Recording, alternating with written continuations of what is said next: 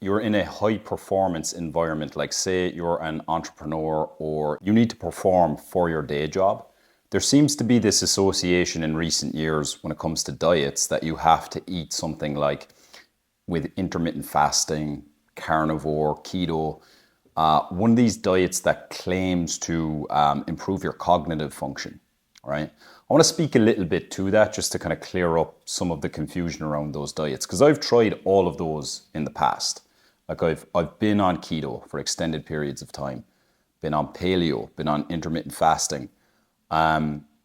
What this ultimately comes down to is the whole idea of constraints, right? So if you can self-impose even an external constraint on your behavior, what it does is it focuses your attention kind of like a laser, right? So yes, you are going to work better, or it will appear to have some cognitive impact because you just simply have less decisions to make. You are now on one path where it almost feels liberating that once you fully lean into and accept those constraints, that you just have less to think about, okay? But that's not the only way. Like, you don't have to cut out carbohydrates. You don't have to cut out other foods. Like, let's say in keto, you have to cut out carbs. In carnivore, you have to cut out all forms of vegetables and things like that. With intermittent fasting, you can only eat certain times of the day.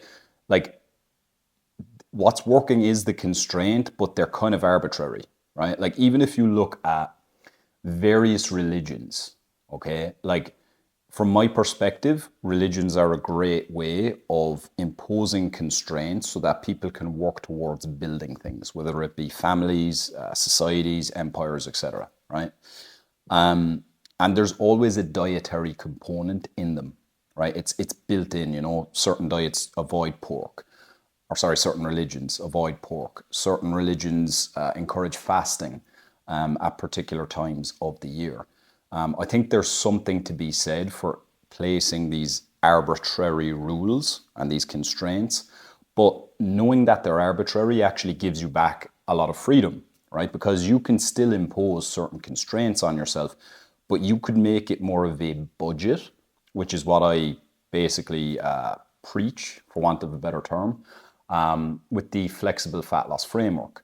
So like the first pillar of that 5-part framework is all around creating a budget, right? So a budget is a form of putting a constraint on yourself, which actually then focuses you, but it also liberates you, because as long as you meet the constraint, you know that you kind of have the freedom of choice within that existing constraint, right? So like a great way of looking at this is even in financial terms, where as long as you're meeting your budget, that's going to pay for your rent, your bills, etc., you kind of have freedom to spend on whatever you want to spend it on.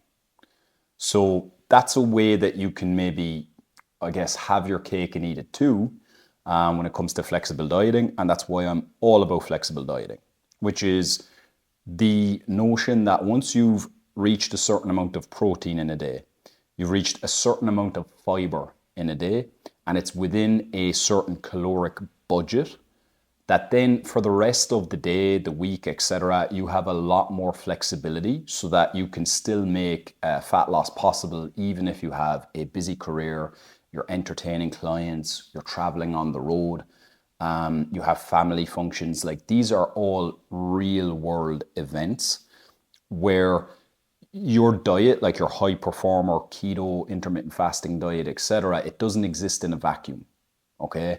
You actually have to meet other obligations in your life, but you can do that.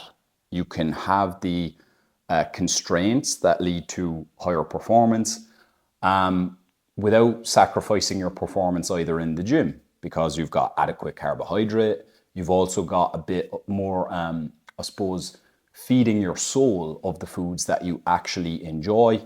And for me, this is a much more sustainable approach, particularly if you are of the high performer entrepreneurial type, because one of the benefits of even being an entrepreneur or high performer, it's like you're kind of working all the time, but you're also never working, right? Your work becomes your way of being.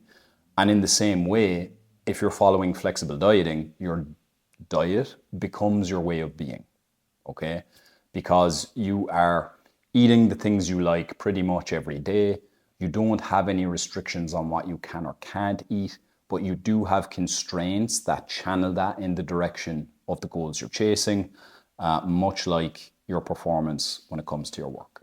If you want to learn more about how I'm using constraints, how I'm using even technologies like AI to make flexible dieting more sustainable for busy people, for high performers, then subscribe to the page. You'll find plenty of tips there. You can also look in the description of this video. I'll have links to some helpful resources as well as links to get to me for one-on-one coaching.